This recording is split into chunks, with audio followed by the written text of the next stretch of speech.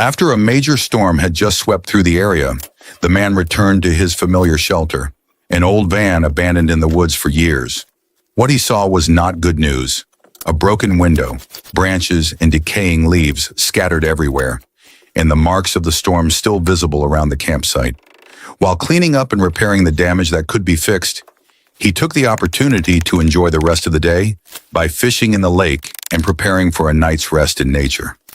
Rain, sunshine, and storms followed one another, constantly changing the scenery around the old van and imbuing it with the wildness of life deep in the forest.